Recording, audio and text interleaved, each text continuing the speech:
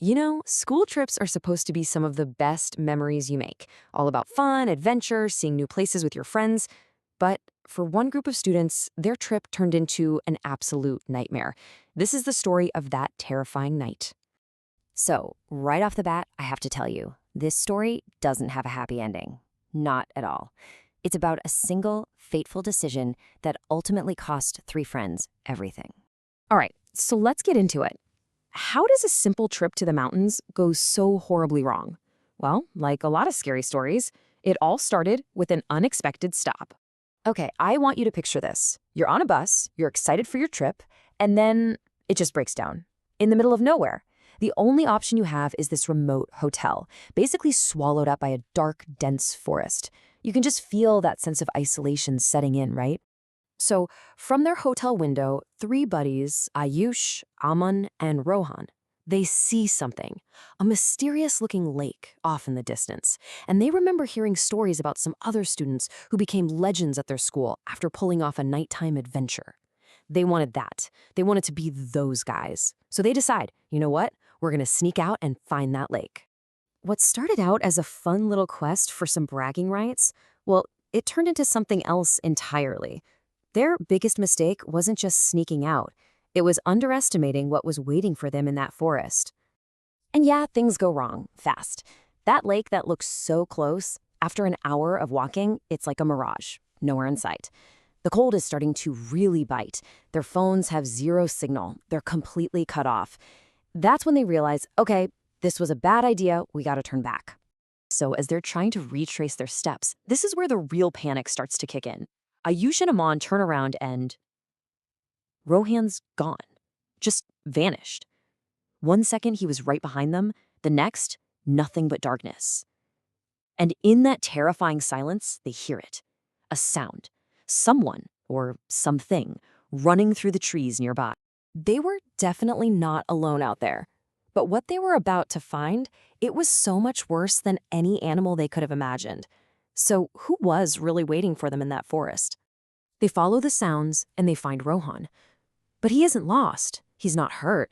No, he's on his knees, in the middle of the woods, digging a hole in the frozen ground. With his bare hands, like he's trying to claw a grave right out of the earth. It makes absolutely no sense, and it's just horrifying. They call his name, and Rohan slowly turns to face them.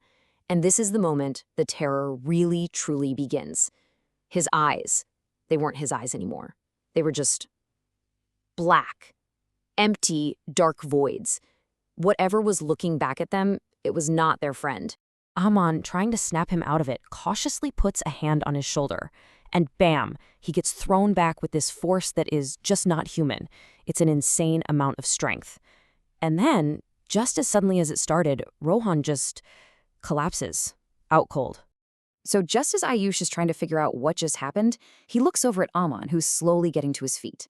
Aman lifts his head and, oh no, his eyes are now pitch black too. And without a single word, he turns and just sprints full speed deeper into the forest. It's like this thing just jumped from one friend to the other. What do you even do in that situation? Well, you chase him. And that terrified chase leads them straight to the very heart of whatever evil was lurking in those woods. Their pursuit ends at exactly the place you'd expect in a horror movie. A creepy, falling apart ancient house that looks like no one set foot in it for 100 years. Every instinct is screaming, do not go in there. But their friend is inside. They have to go in. And the scene inside is just unbelievable. A man is floating, literally levitating in the middle of the room, unconscious. And standing over him is this ghastly old woman. She has the same black eyes, her skin is loose and wrinkled, and her white hair is just wild. This is it. This is the source of all the evil. Seeing that? Well, the whole mission to save Aman just goes right out the window. It's instantly replaced by a single primal thought. We need to get out. Now. It's all about survival. They don't even think. They just turn and bolt out of that house, fueled by pure terror. But they can hear her, right behind them. The old woman is giving chase. And it's not just that she's chasing them, it's how she's moving. They glance back and see she's not running down the stairs like a person.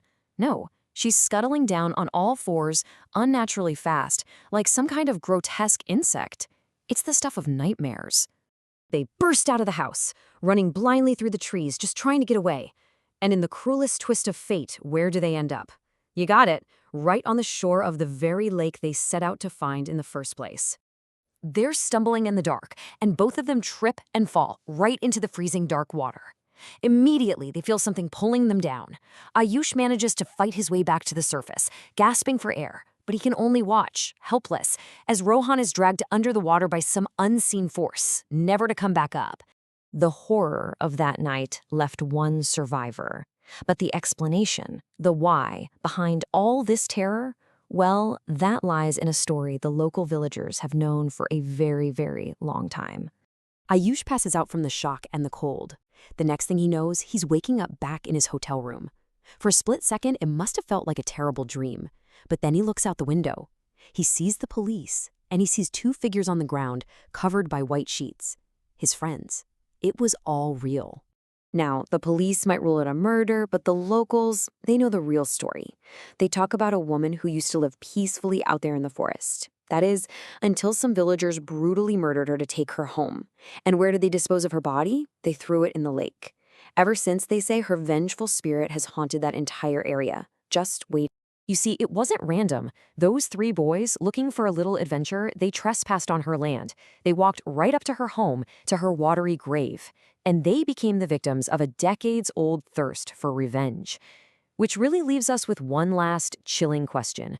Who still wanders near that lake today, waiting for the next person to dare disturb her peace?